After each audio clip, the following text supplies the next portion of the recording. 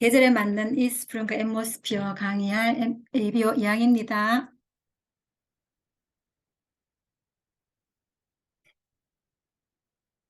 왜 안 넘어가지?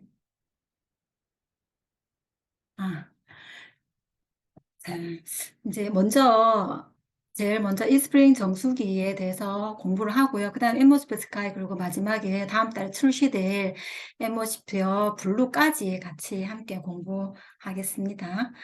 자, 여기 음식이 있고 물이 있고 공기가 있는데 이 세 가지 중에 어떤 것이 살아가는데 가장 중요할 것 같습니까? 저는 공기 같은데 물론 음식이 중요하다고 생각하시는 분들도 있을 거예요, 분명히. 그렇지만 음식은 안 먹어도 한 달을 견딜 수 있고요. 물은 일주일 정도? 그냥 공기는 2, 3분이 최대치일 것 같아요. 저는 뭐 2분도 못 넘길 것 같은데 공기가 굉장히 저에게 있어서 중요할 것 같습니다. 자, 그리고 음, 여기 계신 분들은 좋은 물을 잘 마시고 계신가요? 예, 조사를 해본 결과 한국인 1인당 한국인 한 명당 하루 물 소비량이 282리터 하루에 이만큼 많이 쓰고 먹고 하는데 내가 먹는 물은 얼만큼 되는지, 그리고 이 마신 물이 내 몸에 얼마나 빨리 흡수가 되는지, 그걸 한번 보시면, 내가 물을 먹게 되면은 혈액으로는 바로 30초 안에 바로 간답니다. 그럼 뇌에는 1분 안에 도달하고요. 간, 신장, 심장 같은 장기에는 20분 만에, 그리고 피부 조직에는 10분 만에 도달하게 된답니다. 이렇게 물이 인체에 중요한데 이 물이 어떻게 내 몸에서 역할을 하는지 알아보면, 첫 번째, 세포 형태 유지 및 대사 작용을 높인다라고 했는데, 어, 우리 이제 다육이들도 보면 물을 주면 굉장히 탱탱하게 예쁜 모습을 유지를 하거든요. 세포도 물이 먹으면 물을 먹게 되면 탱탱하게 유지가 돼요. 그리고 우리가 이제 피부도 물을 많이 먹어야 탱탱하게 예쁘게 유지가 된다 했잖아요. 그죠? 그런 세포가 찌그러지지 않는 좋은 형태를 유지를 하게 되고, 그런 세포들이 대사작용도 높일 수가 있겠죠. 그리고 조직과 혈액의 순환을 원활하게 한다. 혈액은 거의 98% 이상이 물이기 때문에 물이 가득 차 있는 혈액은 순환이 굉장히 잘 되게 되어 있죠. 그리고 우리가 먹은 영양소를 용해하고 흡수 운반 세포에 공급하는 역할도 함께 하고 있고요. 또 불필요한 노폐물 체외로 배설시키고 혈액을 중성에서 약알칼리로 유지를 한다. 우리 피부는 약알칼리로 유지가 되어야 되지만 체내 몸 안은 약알칼리로 유지가 되어야 균들이 잘 살 수 있는 면역이 높은 상태가 되죠. 그리고 체내의 열을 발산시켜서 체온도 조절하는 게 물의 역할입니다. 이런 물을 우리 성인은 6, 70%가 우리 몸을 차지하고 있고요. 아이들은 80% 정도가 물이 정도 차지하고 있고요. 그리고 이제 혈액의 90% 이상은 물이고, 2%가 부족하면은 탈수 현상, 목마름, 내가 목이 마르다는 걸 느끼는 거는 물이 2% 정도 부족해졌을 때 느끼는 거죠. 그리고 5 내지 8% 정도 부족하면은 정신이 혼미한 혼수 상태가 되고요. 10% 이상 넘어서 12% 정도 되면 사망에 이르게 됩니다. 그래서 물이 인체에 굉장히 중요하고, 허준의 동의보감에 보면 사람마다 건강과 수명이 다른 가장 중요한 원인은 마시는 물에 있다라고 얘기를 하고 있고요. 그만큼 물이 중요하다라고 얘기를 해주고 있죠. 그런 좋은 물, 인체가 원하는 좋은 물이란 어떤 거냐 보면은 물 속에 있는 용존 산소량이 중요하고요. 그리고 미네랄이 있어야 합니다. 그리고 유무기 화합물은 없어야 인체에 유익하고요. 미생물이라든가 박테리아, 세균, 바이러스도 없어야 되고요. pH 7에서 8 정도의 약 알칼리성을 유지를 해야 건강에 굉장히 좋고요. 잔류 염소가 없어야 합니다. 잔류 염소가 물에 잔류하는 이 염소가 다른 유기화합물과 결합을 하게 되면 트리알로메탄이라는 발암물질이 만들어지게 되고요. 이거는 끓이게 되면 더 많은 유기화합물이 만들어져요. 그래서 더 많은 안 좋은 물질이 생기게 되겠죠. 그래서 WHO에서는 하루 2리터의 좋은 물을 마시는 것만으로도 인간에게 발생할 질병의 80%가 예방된다. 여기에서 좋은 물이라고 했어요. 인체가 원하는 좋은 물. 아까 얘기했던 그런 좋은 물을 마시면 질병의 80%가 예방된다고 했습니다. 그래서 울산 MBC에서 워터 시크릿 미네랄 역설이란 이 방송 프로그램을 방송을 했는데, 여기서 이 박사분은 미네랄이 없는 물은 증류수와 마찬가지다. 증류수는 화장품을 만들 때 쓰는 거죠. 순수 H2O만 걸러진 것이 증류수인데, 이런 물은 먹으면 안 된다는 거죠. 인체에 해롭다. 이런 물을 먹으면 안 된다는 것은 몇 세대 전부터 알려져 있었다라고 얘기를 해주시고, 또 몸 밖에서 미네랄을 받지 못하면 인체는 미네랄이 고갈된다. 그리고 암 환자들 대부분이 산성인 경우가 산성 체질이라는 얘기를 하시고, 인체에 미네랄이 공급되지 않으면, 특히 몸의 pH를 조절하는 데 가장 중요한 역할을 하는 미네랄인 중탄산염이 공급되지 않아 암 발병률이 높다는 연구가 있다. 즉 중탄산염을 공급하면 pH가 조절되고, 그렇지 않으면 위험하다. 우리 인체는 항상성을 유지하는데 그 중에 하나가 체액이 약알칼리로 유지가 되어져야 돼요.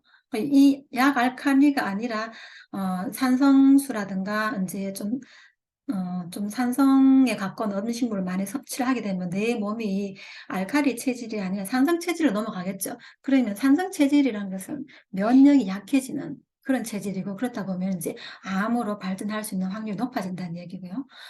그리고 나는 임산부에게 절대 역삼투압 정수기 물을 먹지 못하게 할 것이다.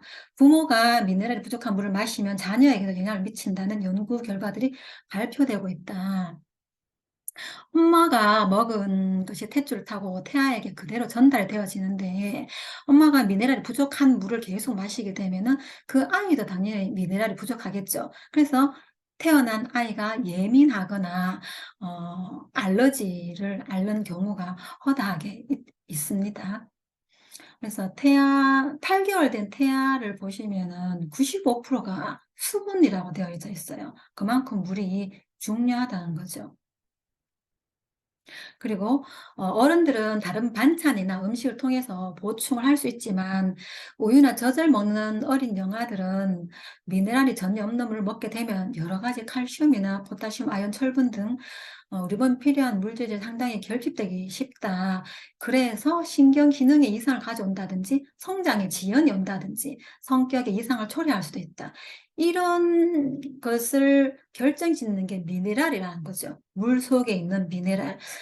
음식에도 많은 미네랄이 있지만 그 음식에 있는 미네랄보다 물 속의 이온 상태로 액체로 녹아있는 이 미네랄 종류가 흡수가 더 빠르고요. 그리고 물 속에는 음식이 없는 굉장히 많은 종류의 미네랄들이 있습니다. 그래서 물 속에 있는 미네랄을 먹는다는 것은 굉장히 중요하거든요. 특히 자라는 아이들에게. 또 우리 몸은 20-30%의 세포가 70-80% 물속에 떠 있다고 생각하면 된다. 이 물이 일정 양의 미네랄이 굉장히 결핍되어 있다면 어떤 약을 먹는 것보다, 어떤 음식을 먹는 것보다 중요한 요소가 될 수 있다. 이렇게 얘기를 하고 있습니다.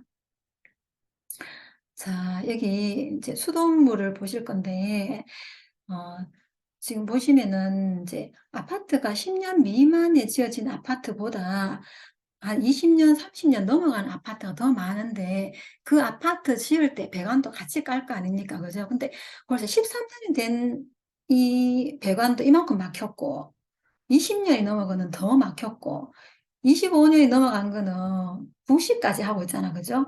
이런 상황 때문에 집안에 수돗물 틀면 이렇게 빨간 물이 나오기도 하고요. 물 속에 검은 것이 나와서 이렇게 시민들이 불안해하기도 하고, 수돗물은 굉장히 위험하게, 수돗물을 그대로 마신다는 사람들 굉장히 적죠. 굉장히 많이 불신하고 있고요.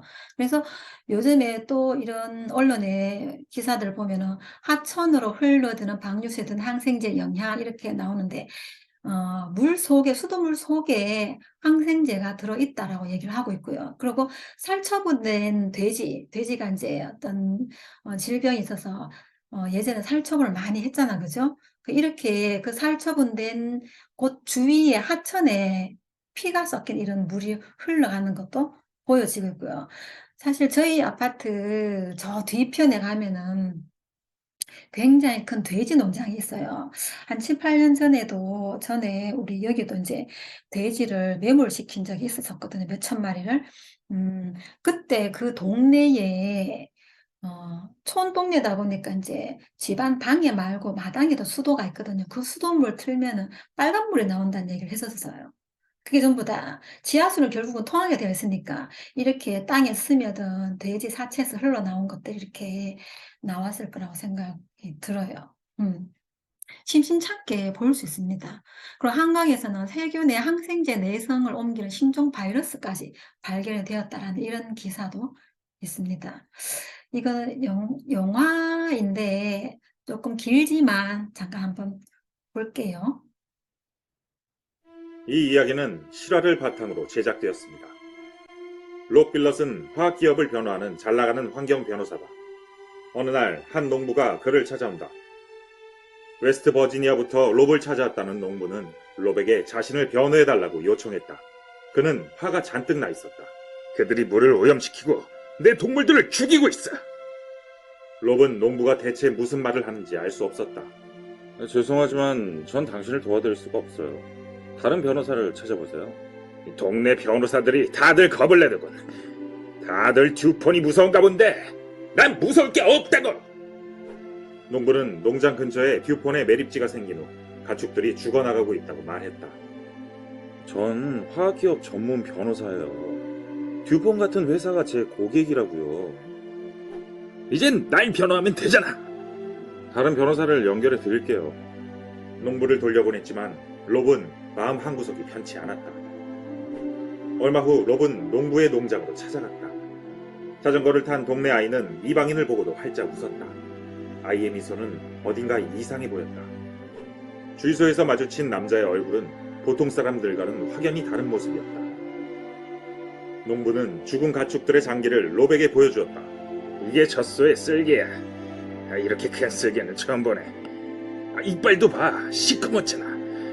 이건 암소의 척추에서 잘라낸 종양이야. 그는 젖소들이 개울물을 마시고 병들기 시작했다고 했다. 그의 말대로 개울에는 거품이 일어나 있었고 돌은 하얗게 탈색이 되어 있었다. 농장의 한쪽은 마치 묘지처럼 무덤으로 가득했다. 그것은 젖소들의 무덤이었다. 처음엔 하나씩 묻어줬지. 가족이니까. 나중엔 너무 많아져서 쌓아놓고 불을 질렀어. 얼마나 이루셨죠? 190마리. 그런데도 아무 문제가 없다는 건가? 믿을 수 없는 광경을 목격한 롭은 농부를 돕기로 결심한다. 그저 그것이 옳은 일이라는 느낌이 들었다. 소송을 하기로 했다는 롭의 얘기에 롭의 회사는 난색을 표했다. 그건 다윗과 골리앗의 싸움이었고 변호사로서 롭의 커리어를 모두 망칠 수도 있었다. 하지만 결국 롭은 듀폰을 고소한다. 듀폰은 법원 명령에 의해 매립지의 폐기물 관련 자료를 모두 보냈다. 나쁜 놈들. 롭에게 배달된 자료는 몇십 개나 되는 박스였고 몇천 개의 문서들은 전혀 분류되지 않은 상태였다. 분명히 보복성이 가득했다. 롭은 박스로 가득 메워진 방에 갇혀 몇 달 동안 11만 쪽의 자료를 연대기 순으로 정리했다. 그런데 뭔가 이상한 점이 있었다. PFOA라는 단어가 곳곳에서 눈에 띄었다. 인터넷에서도 어떤 자료에서도 그 단어를 찾을 수 없었던 롭은 화학 전문가에게 자문을 구했다. 혹시 그걸 먹으면 어떻게 되나요? 화학 전문가는 상상도 하기 싫다는 듯 불쾌한 표정으로 대답했다. 먹진 않죠. 그건 타이어를 삼키는 거랑 똑같아요. 롭은 문득 농장으로 가던 길에 본 아이의 까만 치아가 생각났다. 그걸 마시면 어떻게 되죠? 다량이라면 치아가 착색되겠죠. 까맣게. 틀림없었다. 그것들은 물속에 있었다. 듀폰은 화학물질을 강으로 배출했고 그 물을 지역 사람들과 가축들이 마신 것이다.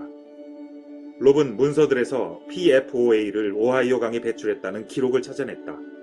그리고 더 충격적인 진실을 마주한다. PFOA는 합성 화학물질로 전쟁 중 비밀리에 개발됐다. 이 물질은 원래 탱크를 방수 코팅하는 데 쓰였다. 하지만 듀폰을 비롯한 몇몇 회사는 생각한다. 왜 전쟁터에서만 써야 하지?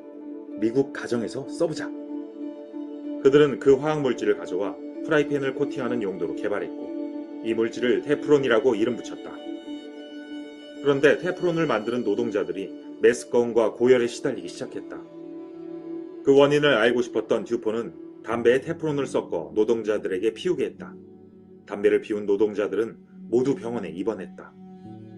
PFOA가 담긴 철통을 닦는 일을 하던 임산부는 콧구멍이 하나인 아이를 낳았다. 듀폰은 모든 책임을 부인했다. 듀폰은 테프론에 독성이 있다는 것을 알고 있었지만 굴뚝을 통해 먼지를 대기로 내보내고 폐기물은 물에 흘려보내거나 땅에 묻어버렸다.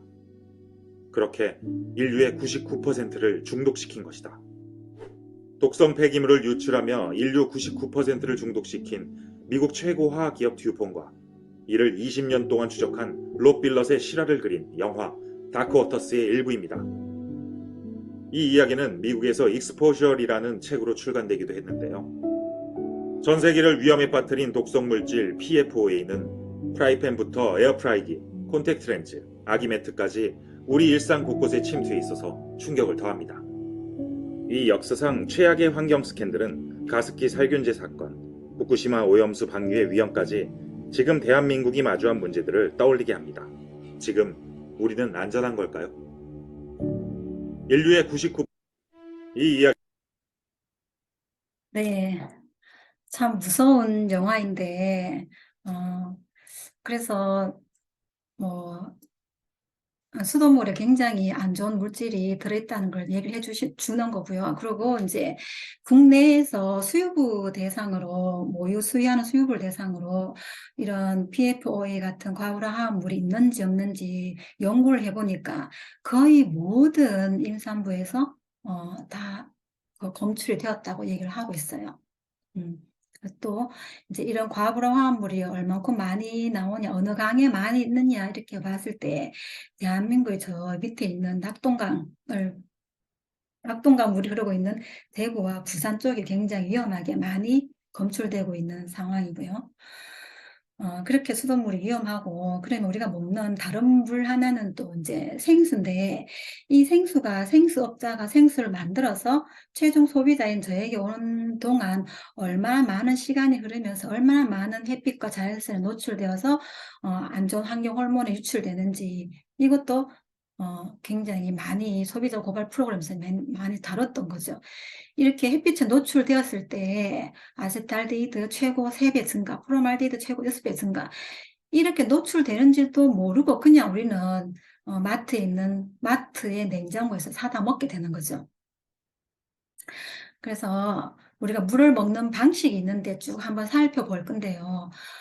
정수 방식에서 보면은 끓이기가 있고 생수가 있고 약수가 있는데, 먼저 예전에는 많이 끓여 먹었는데 요즘은 좀 거의 많은 사람이 끓여 먹지는 않죠. 근데 끓여 먹게 되면은 바이러스나 박테리아가 박멸이 된다라고 얘기를 했는데, 여기 바이러스 박테리아를 죽이는 거죠. 끓이면.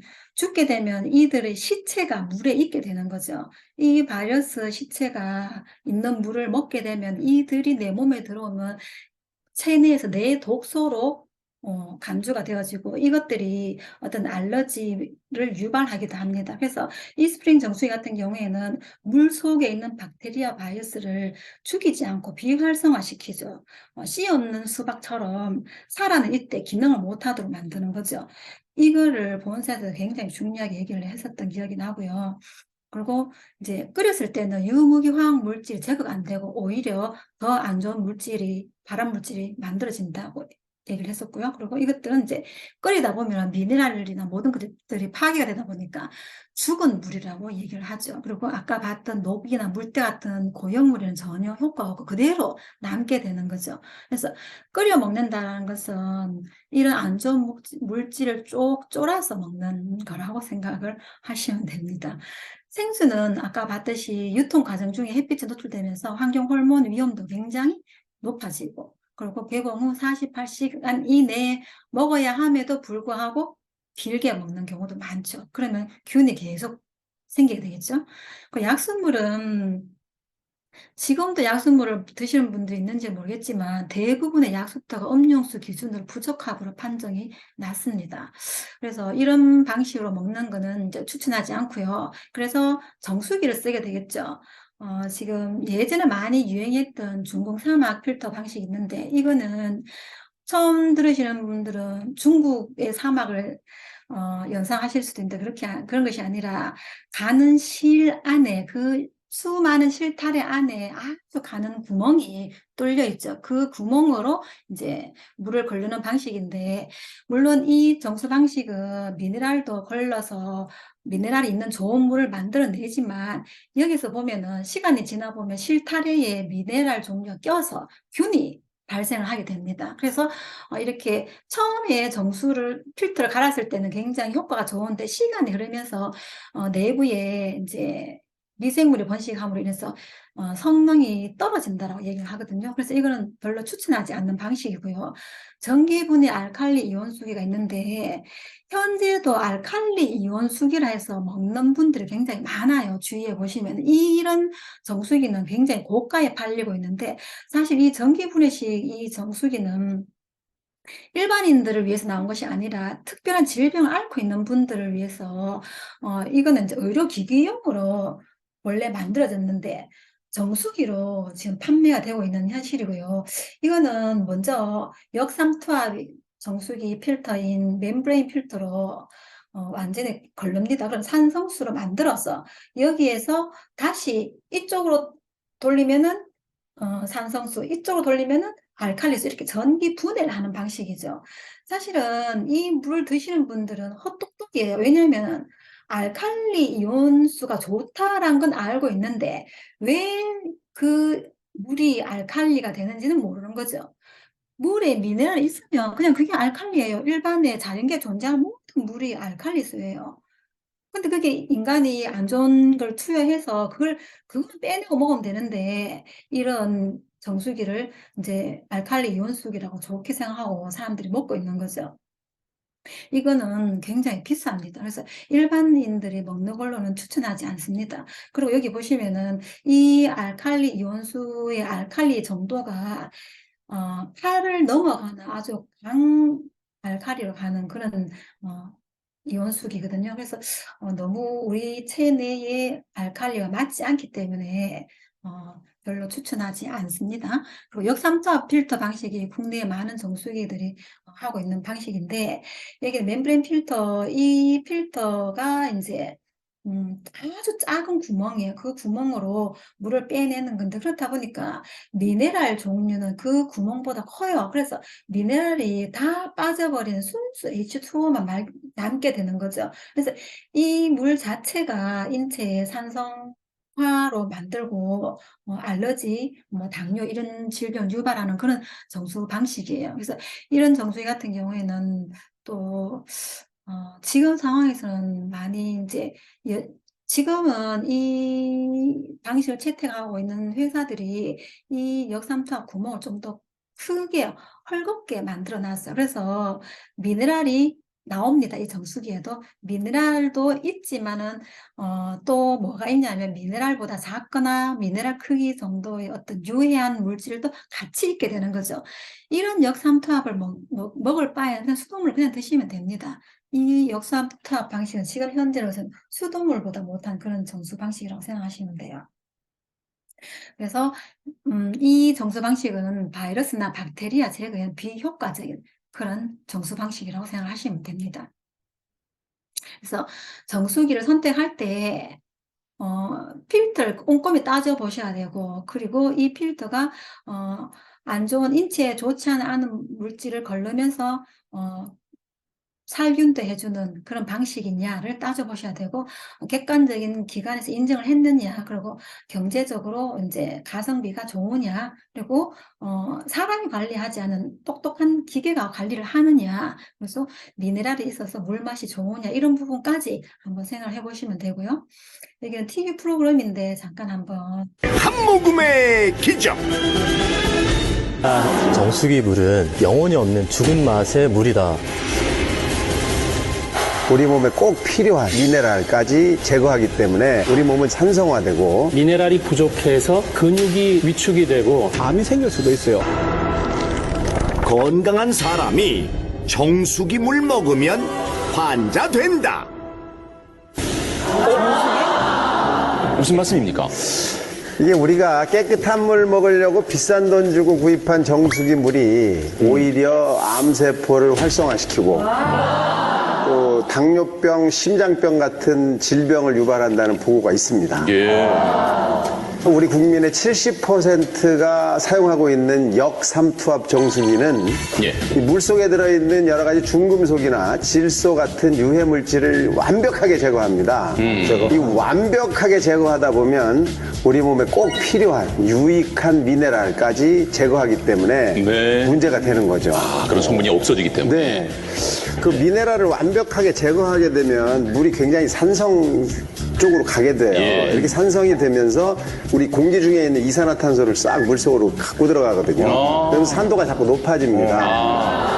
우리 몸은 항상 일정한 산도를 유지하고 있습니다. 이 산도가 변하면 큰 문제가 되는데 이 중요한 산도를 조절하는 역할을 하는 것이 중탄산염이라고 하는 미네랄인데 네. 이 미네랄이 없어진 물을 먹게 되면 우리 몸은 점차 산성화되고 이로 인해서 뭐 혈액 순환에도 문제가 생기고 여러 가지 중요한 장기들, 간이나 콩팥에도 영향을 줘서 그럼 자칫하면 치명적일 수도 그렇죠. 계속 문제가 생기는 겁니다. 그래서 암 발생도 이거랑 연관이 있다 이런 보고도 있어요. 네. 예를 들어서 1980년대부터 우리나라에 역삼투압 방식의 이 정수기가 공급이 되기 시작했는데 이때부터 우리나라의 위암 발생률이 급격히 올라가기 시작했다. 뭐 이런 보고도 있습니다. 이게 완벽히 뭐 인과관계가 있는지는 인과관계를 모르겠지만. 확립하지는 못했지만 그런 보고들도 있습니다. 보니까 산성 B보다 정수기 물이 산도가 더 높다. 그럼 여태까지 정수기 설치해놓고 이건 몸에 좋은 물이야 건강하게 하루에 8잔을 먹어야 돼 했던 우리는 정말 어떻게 제대로 살아가야 돼? 보셨어요. 그 산도가 확 바뀌었잖아요. 정수기를 통해하니까 5.5밖에 안 나오지 않습니까? 저 물을 마시는 사람들이 어떻게 됐는지에 대한 연구들이 있어요. 이게 이제 지역마다 저런 산성수가 나오는 동네가 있습니다. 그래서 일본에서 그런 연구를 했어요. 그런 쪽에 물을 많이 먹은 사람들과 그렇지 않은 쪽에서 나는 물을 먹은 사람들을 비교해 봤더니 이 뇌졸중이나 암이 저런 산성수를 먹은 사람이 2배가 더 많고 그다음에 심장병은 3배 이상이 많았어요.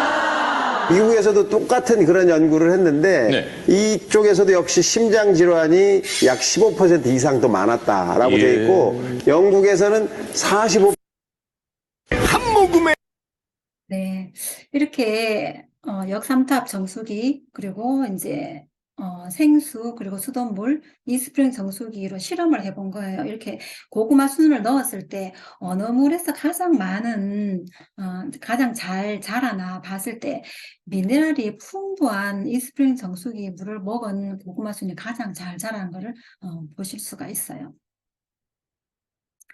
자, 이스프링 정수기 같은 경우에는 여기 보시면은 이제 맛, 냄새 등 심리적인 요인을 감소하는 42번 NSF로부터 인정을 받아 객관적인 데이터로 이렇게 인정을 받았고요. 그리고 이제 바이러스와 박테리아를 비활성화시키는 것도 받았고, 그리고 더 중요한 거는 제가 예전에 처음 정수기를 샀었을 때 그때는 53번, 42번, 55번, 53번 중에 각종 유기화합물 감소 여기까지만 얘기를 했었는데 시간이 지나면서 남조류 독소, 이 마이크로시스틴을 감소시킨다는 이 이야기가 나오기 시작하고 식품 용기 코팅제 PFOA도 감소를 한다는 얘기를 하시더라고요. 본사에서요. 그래서 처음엔 얘기를 안 했는데 시간이 지나면서 얘기를 했는데 이게 수돗물에 이런 안 좋은 물질이 들어가 있으니 WHO에서 다시 물을 다시 검증을 한 거죠. 근데 이미 우리 정수기는 예전부터 이 이스프링 필터 같은 경우 예전 상태에서 이걸 다 걸르고 있었던 거죠. 그러나 이제부터 정수업체에서는 이걸 걸러야 돼 좋은 정수기라고 얘기를 하니 지금부터 이걸 걸릴 수 있는 정수기를 만들어낼 거잖아요. 근데 저 같은 경우에는 그 예전부터 이 정수기를 먹었기 때문에 이런 걸 물속에서 섭취를 하지 않았다는 게 저는 굉장히 믿음이 갔었고요. 그때 이 정수기를 참 잘 선택했었구나 하는 생각을 그때 했었던 것 같아요. 그리고 이제 또 시간이 지나면서 의약품 등 신종 오염 물질도 물속에 나오더라. 아까 얘기했듯이 항생제라든가 피부약 이런 약들이 물속에서 나오더라는 걸 얘기를 했었죠. 근데 이스프링 정수기를 이미 걸르고 있었다는 걸 또 얘기를 해 주셨죠.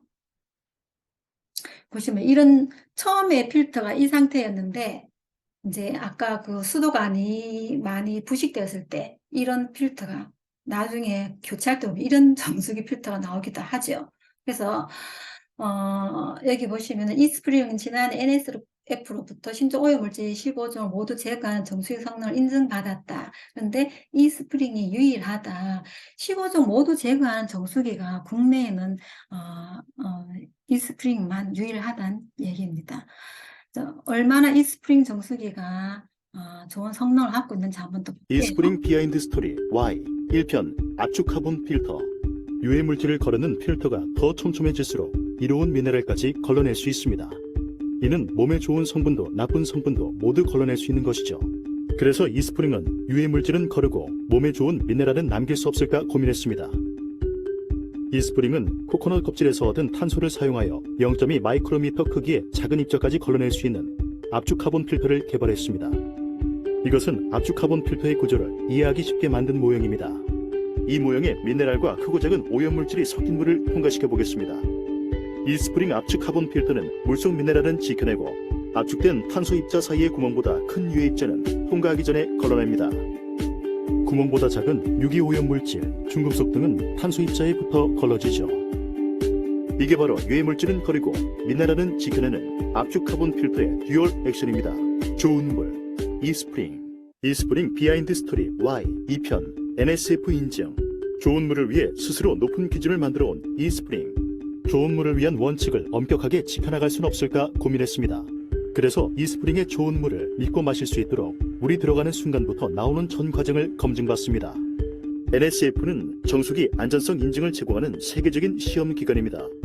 이스프링은 NSF로부터 물의 냄새와 맛은 물론 바이러스와 박테리아, 접착제의 성분 중 하나인 벤젠과 같은 각종 유기화합물, 종이컵과 프라이팬을 코팅하는 PFOA, PFOS, 남조류에서 배출되는 독소, 마이크로시스틴, 제초제, 살충제 등에 포함된 신종 오염물질 15종까지 총 140가지 이상의 유해물질을 감소시킨다는 것을 검증받았습니다. 여기서 그치지 않고 매년 NSF의 철저한 3단계 검증을 다시 받아 엄격한 기준을 지켜나가고 있습니다. 좋은 물, 이스프링 비하인드 스토리 Y 3편 UV 램프. 물속의 세균 한 마리는 개체수가 순식간에 기하급수적으로 늘어납니다. 아무리 정수된 물일지라도 세균에 노출된 상태로 두면 쉽게 오염될 수 있죠. 그래서 이스프링은 세균 걱정 없이 물을 마실 순 없을까 고민했습니다. 이스프링은 흐르는 물을 바로 정수하는 직수 방식에 UV 램프까지 더하여 세균을 비활성화합니다. 바이러스, 박테리아 99.99% 비활성화 성능을 NSF에서 인증받아 더 믿을 수 있죠. 직수 방식에서 만족하지 않고 마시기 직전에 UV 램프로 한 번 더. 좋은 물에 대한 이스프링만의 고집입니다. 좋은 물, 이스프링.